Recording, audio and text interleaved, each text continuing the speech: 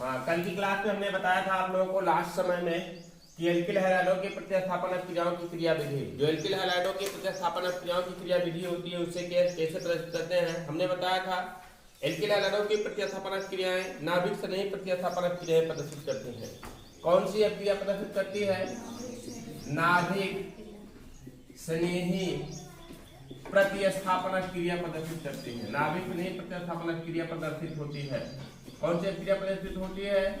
नाभिक स्नेही प्रतिस्थापन क्रिया प्रदर्शित होती है। नाभिक स्नेही प्रतिस्थापन क्रिया किसे कहते हैं? हमने बताया कि वह प्रतिस्थापन क्रिया जिसमें आक्रमणकारी अभिकर्मक, नाभिक स्नेही प्रतिस्थापन क्रिया कहते किसे हैं? हमने बताया था आप लोगों को कि एल्किल हैलाइड नाभिक स्नेही प्रतिस्थापन क्रिया प्रदर्शित करती है। नाभिक स्नेही प्रतिस्थापन क्रिया कहते किसे हैं? ऐसी क्रियाएं जिसमें एल्किल हैलाइडों में से हाइड्रोजन परमाणुओं का विस्थापन नाभिक स्नेही आक्रमणकारी अभिकर्मकों के द्वारा विस्थापन किया जाता है। नाभिक स्नेही आक्रमणकारी अभिकर्मक किसे कहते हैं? जैसे OH निगेटिव हुआ नाभिक स्नेही प्रतिस्थापन होता है, Cl निगेटिव हुआ नाभिक स्नेही होता है ना। मतलब कि जो नाभिक के प्रति क्या हो जाए? आकर्षित हो। नाभिक के प्रति वही आकर्षित होंगे, हमने बताया था, जिस पर या तो ऋणावेश हो या जिस पर लोन पेट की अधिकता होती हो। क्योंकि नाभिक पर कौन सा चार्ज होता है? पॉजिटिव चार्ज होता है। नाभिक पर पॉजिटिव चार्ज होता है। पॉजिटिव चार्ज होने के कारण ये नाभिक के प्रति, क्योंकि इस पर निगेटिव होगा या इलेक्ट्रॉन की अधिकता होगी, इसलिए क्या होंगे? नाभिक के प्रति आकर्षित होंगे। और नाभिक के प्रति आकर्षित होने वालों को ही क्या कहा जाता है? नाभिक स्नेही आक्रमणकारी अभिकर्मक। नाभिक स्नेही आक्रमणकारी अभिकर्मक ही क्या होते हैं? यहाँ से एल्किल हैलाइडों में से हाइड्रोजन परमाणुओं का क्या करते हैं? विस्थापन कर सकते हैं। एल्किल हैलाइडों में से हाइड्रोजन परमाणुओं का विस्थापन आसानी से कर सकते हैं। तो नाभिक स्नेही प्रतिस्थापन क्रिया उसी को कहेंगे जिसमें एल्किल हैलाइडों में से हाइड्रोजन परमाणुओं का विस्थापन नाभिक स्नेही आक्रमणकारी अभिकर्मक के द्वारा होता हो। नाभिक स्नेही आक्रमणकारी अभिकर्मक के आधार पर हमने बताया था, या प्रतिस्थापन क्रिया के आधार पर हमने बताया था, क्रियाएं दो प्रकार की होती हैं। यहाँ पर कौन सा? SN1 और दूसरा कौन सा होता है? SN2। SN1 रिएक्शन किसे कहा जाता है? इसका फुल फॉर्म क्या होगा? Nucleophilic substitution unimolecular reaction. दूसरा होता है न्यूक्लियोफिलिक सब्स्टिट्यूशन बाइमॉलिक्यूलर रिएक्शन। मतलब कि एकाणुक नाभिक स्नेही प्रतिस्थापन क्रिया, एकाणुक नाभिक स्नेही प्रतिस्थापन क्रिया। दूसरा होता है हमने बताया द्विअणुक नाभिक स्नेही प्रतिस्थापन क्रिया। एकाणुक नाभिक स्नेही प्रतिस्थापन क्रिया मतलब कि न्यूक्लियोफिलिक सब्स्टिट्यूशन यूनिमॉलिक्यूलर रिएक्शन किसे कहा जाता है? हमने बताया था कि अभिक्रियाएं कई स्टेप में होती हैं। अभिक्रियाएं कई स्टेप में होती हैं। उन स्टेप में एक ऐसा स्टेप भी होता है जिससे अभिक्रिया का वेग का निर्धारण किया जाता है। अभिक्रिया के वेग का निर्धारण किया जाता है। तो जिस अभिक्रिया के जिस स्टेप से अभिक्रिया के वेग का निर्धारण किया जाता है, उस स्टेप में यदि वेग निर्धारक पद में भाग लेने वाले अभिकारी अणुओं की संख्या कितनी होती है? एक होती है। वेग निर्धारक पद में अर्थात वेग निर्धारित अभिक्रिया के स्टेप में भाग लेने वाले अभिकारी अणुओं की संख्या एक होती है। उसे क्या कहते हैं? Unimolecular nucleophilic substitution reaction. मतलब कि एकाणुक नाभिक स्नेही प्रतिस्थापन अभिक्रिया। और जिस अभिक्रिया में वेग निर्धारक पद में भाग लेने वाले अभिकारी अणुओं की संख्या 2 होती है, उसे क्या कहते हैं हम? द्विअणुक नाभिक स्नेही प्रतिस्थापन क्रिया। मतलब कि SN2 मतलब न्यूक्लियोफिलिक सब्स्टिट्यूशन बाइमॉलिक्यूलर रिएक्शन। हमने इतना बता दिया था आप लोगों को। इसके साथ साथ में हमने ये भी बताया था कि SN1 रिएक्शन मुख्यतः किसके द्वारा प्रदर्शन यहाँ दिखाया जाएगा आपको? ट्राई हेलो एल्केन नहीं, तृतीयक एल्किल हैलाइड से, तृतीयक एल्किल हैलाइड से। जबकि इसमें किसमें बताया जाएगा आपको? प्राथमिक और द्वितीयक एल्किल हैलाइड से। तो हेडिंग बनाइए SN1 रिएक्शन। पढ़ना है आपको कौन सा? SN1 reaction. SN1 reaction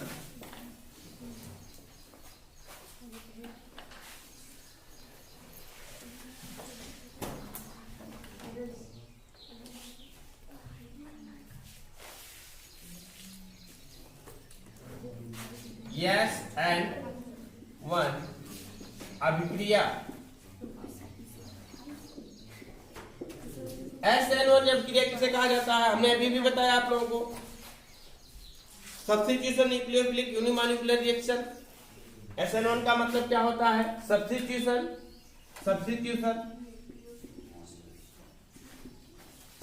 nucleophilic फिर कौन सा, यूनिमॉलिक्यूलर रिएक्शन, यूनिमॉलिक्यूलर रिएक्शन अभिक्रिया, या इसे कहते हैं कौन सा, एकाणुक, नाभिक स्नेही प्रतिस्थापन अभिक्रिया,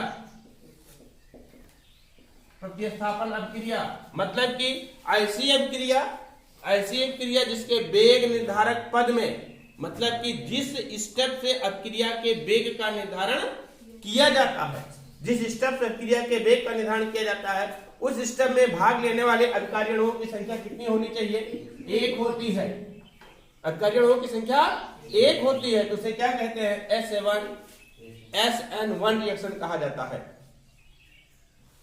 और इस प्रकार की क्रिया विधि को जानना क्या कहलाता है, SN1 अभिक्रिया की क्रिया विधि। जिस अभिक्रिया में वेग निर्धारक पद में भाग लेने वाले अभिकारी अणुओं की संख्या कितनी होती है, 1 होती है, अर्थात वह क्रिया एकाणुक होती है, तो उसे हम कौन सी रिएक्शन कहते हैं, SN1 रिएक्शन कहा जाता है। और SN1 रिएक्शन की क्रिया विधि SN1 रिएक्शन अभिक्रिया की क्रिया विधि कहलाती है। तो लिखिए SN1 से अभिप्राय है कि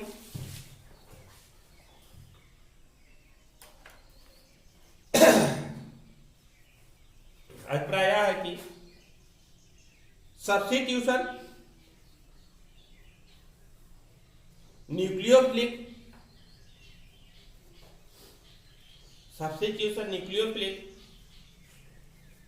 यूनिमॉलिक्यूलर रिएक्शन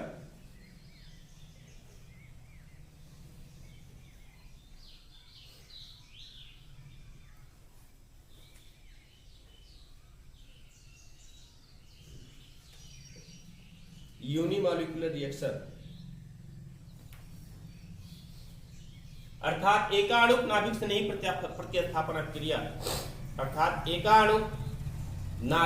प्रतिस्थापन अभिक्रिया,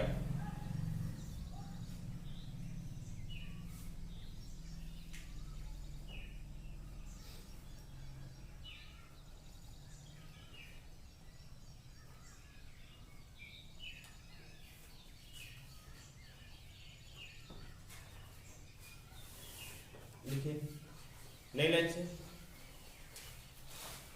ऐसी नाभिक स्नेह प्रतिस्थापन अभिक्रिया,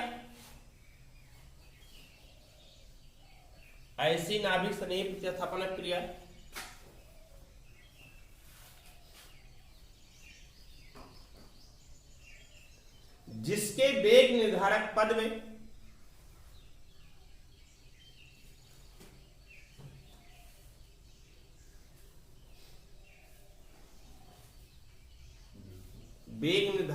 में भाग लेने वाले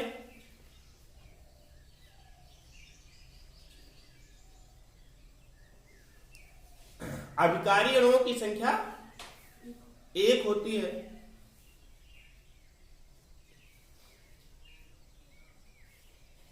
उसे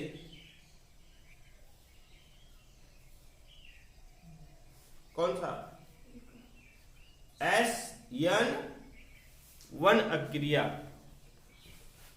कहते हैं।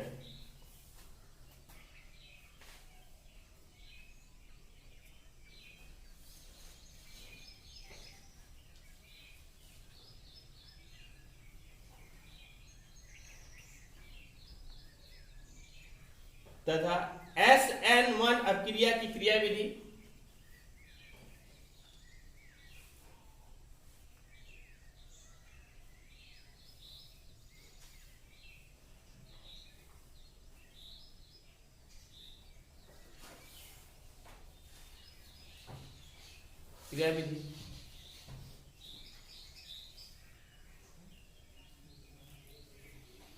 एकाणुक क्रिया विधि कहलाती है।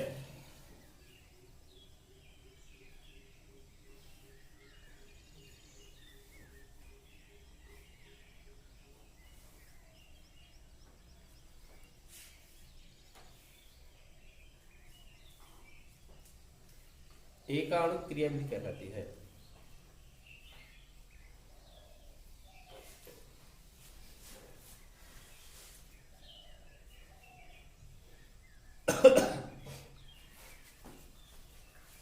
इसका लगाइए। तृतीयक एल्किल हैलाइडों की,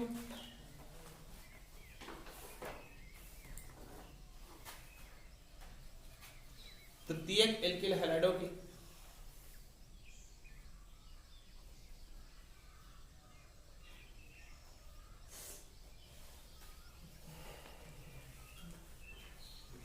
नाभिक से नहीं प्रतिस्थापन क्रिया के लिए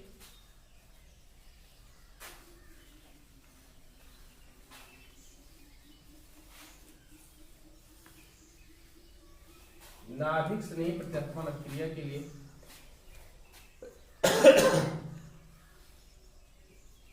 SN1 क्रिया विधि निम्न है।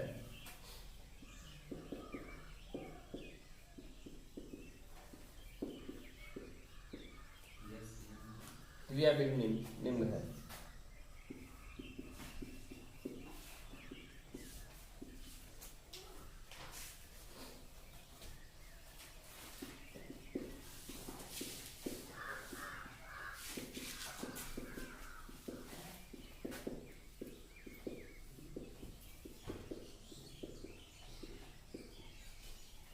नाभिक से नहीं प्रतिस्थापन एकाणुक अभिक्रिया की क्रिया विधि। हेडिंग बना लीजिए। हाँ, नाभिक से नहीं प्रतिस्थापन एकाणुक अभिक्रिया की क्रिया विधि, या इसी को बोलेंगे क्या हम SN1 क्रिया विधि भी बोलेंगे इसे हम SN1 क्रिया विधि भी बोलेंगे इसी को।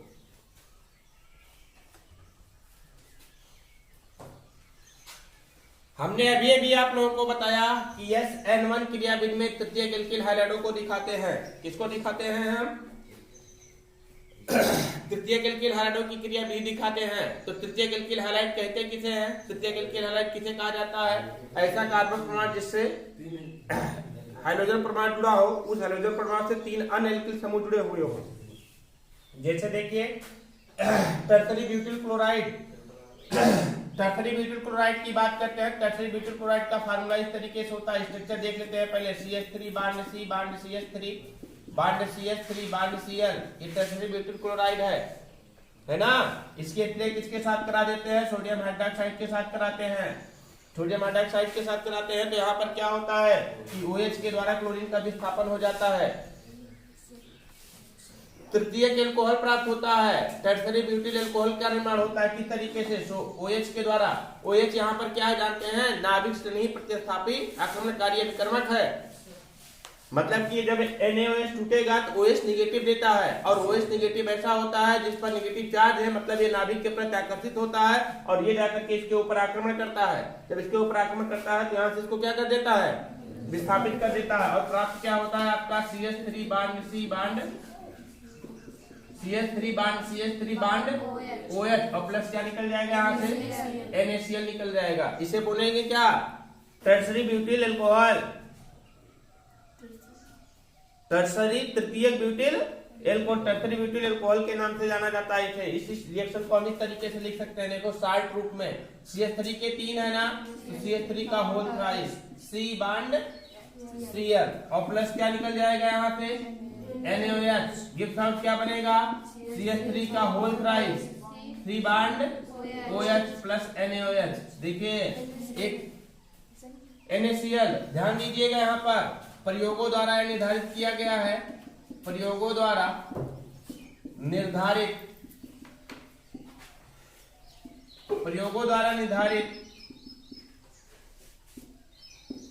किया गया है कि अभिक्रिया की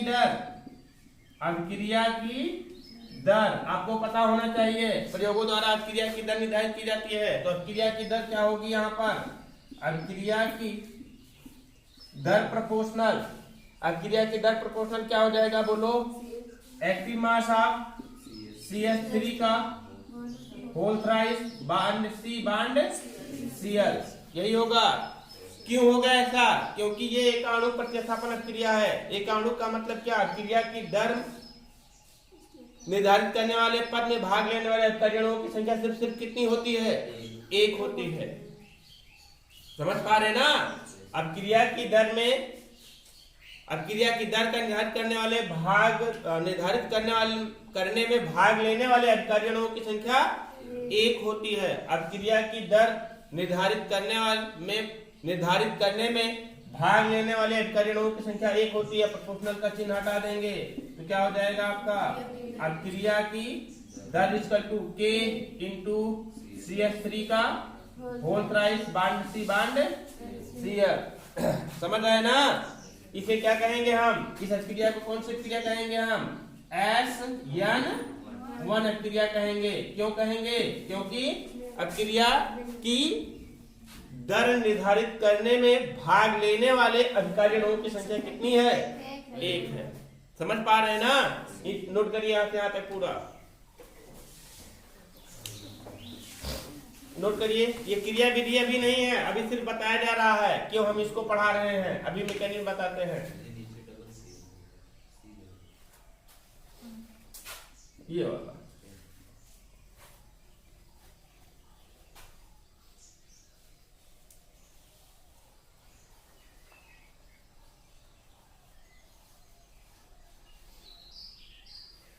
नोट करिए।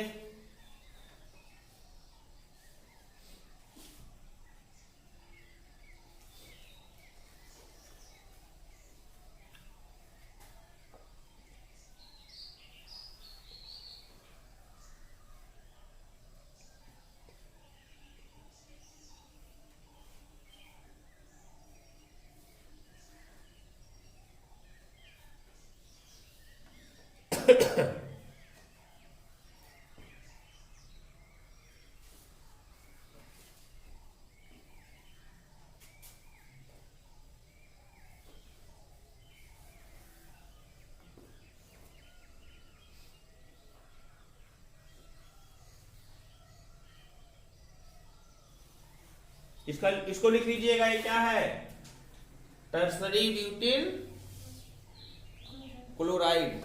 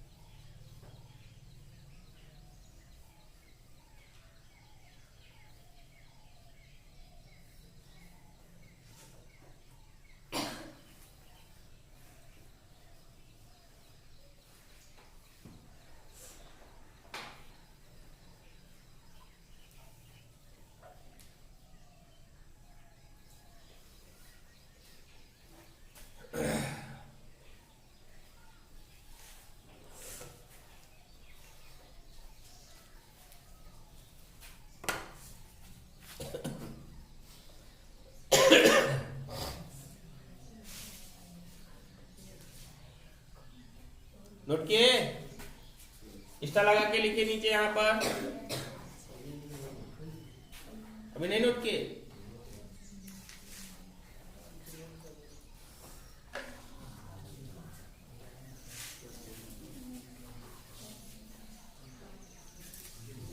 लिखिए। अब क्रिया की दर निर्धारित करने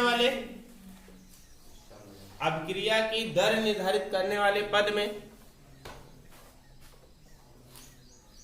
देखो, अब क्रिया की दर निर्धारित करने वाले पद में भाग लेने वाले अधिकारियों की संख्या एक है। भाग लेने वाले अधिकारियों की संख्या एक है।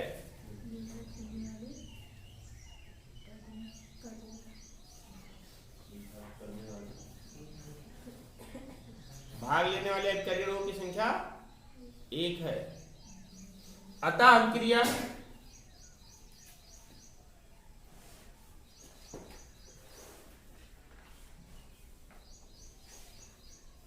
कैसी है, एकाणुक प्रतिस्थापन क्रिया है।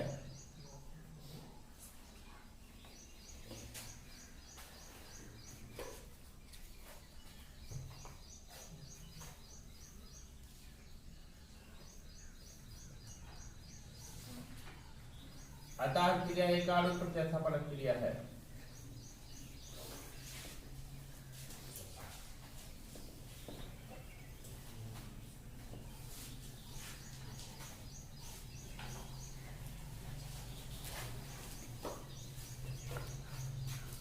अब इस क्रिया की क्रिया विधि जानना है। अब क्रिया कौन सी है? अब क्रिया कौन सी है?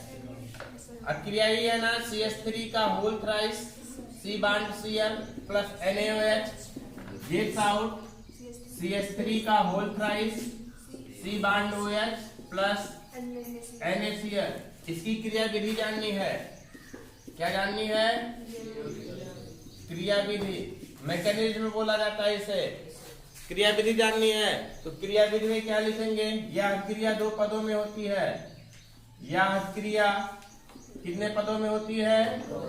दो स्टेप में होती है, दो पदों में होती है। पहला स्टेप क्या होता है इसका? पहला स्टेप क्या होता है? स्टेप नंबर फर्स्ट देखिए, बहुत मंद स्टेप होता है। स्टेप नंबर फर्स्ट में क्या होता है आपका? यही है CH3 का whole thrice C bond Cl ना। यहाँ पर मंद क्रिया होती है। मंद क्रिया किस तरीके से होती है इसको देखिए।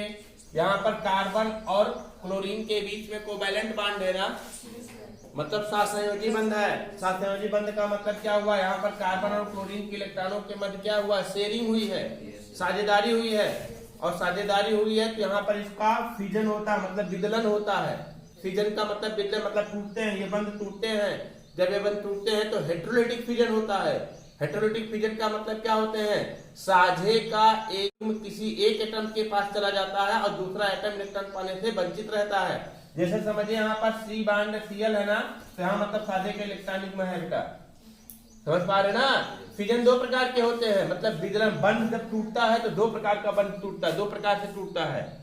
एक तो होता है होमोलिटिक, दूसरा होता है हेटेरोलिटिक।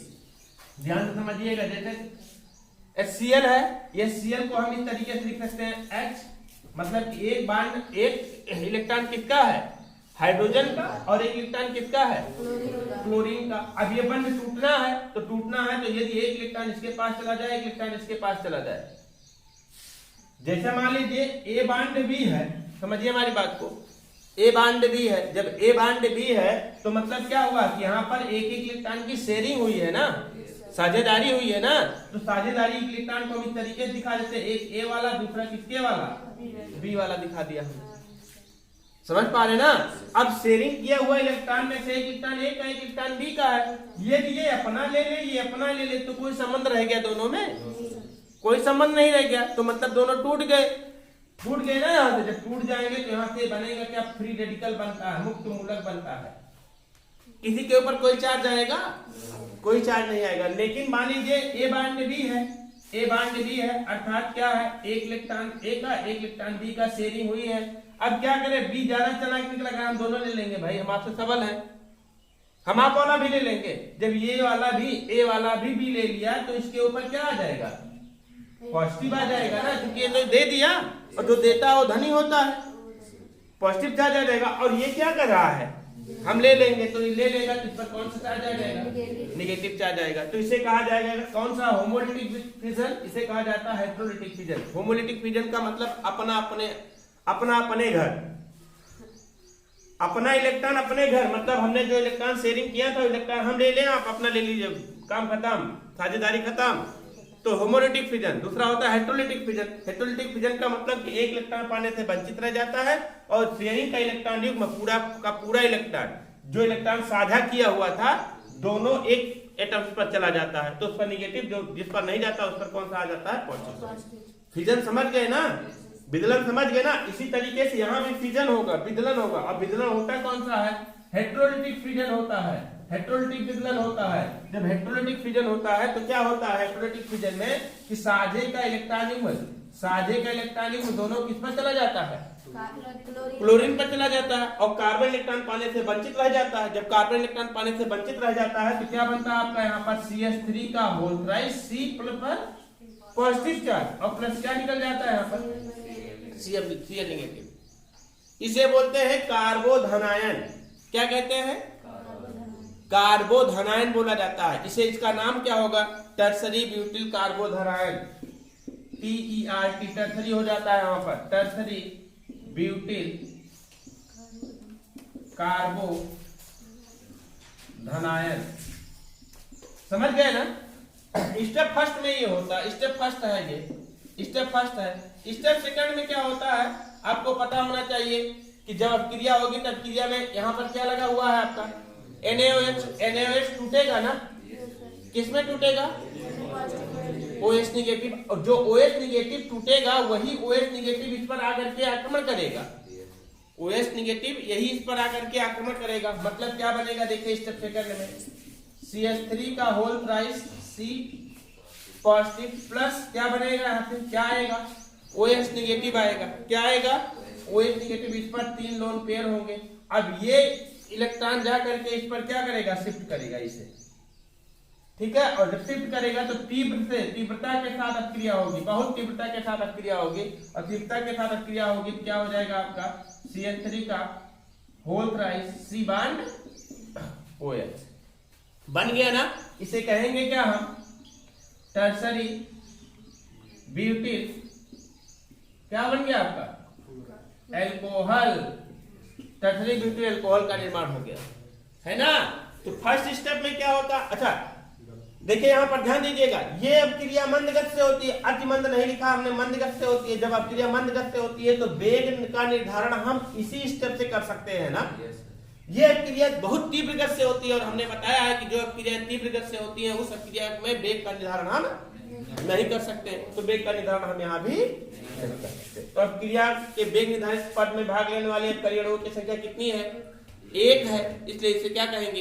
एक आणुक अपक्रिया कहेंगे, अर्थात इसे SN1 रिएक्शन से भी जान लें। समझ गए इसको कि नहीं? मैकेनिज्म समझ गए ना?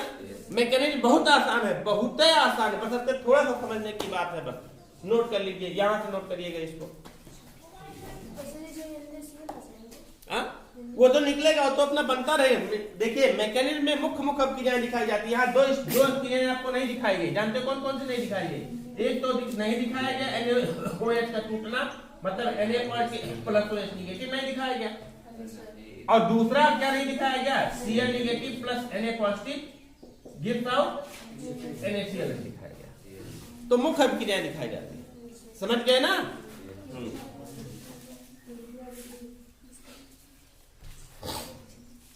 नोट करिए जल्दी।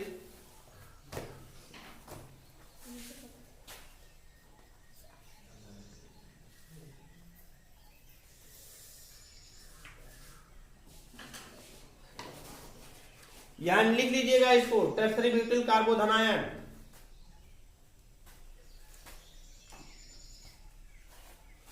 कल हम आप लोगों को पढ़ाएंगे SN2 रिएक्शन, SN2, SN1 व SN2 रिएक्शन बहुत इंपॉर्टेंट है, अंतर भी पूछा जाता है। इसको नोट कर लीजिएगा सब लोग।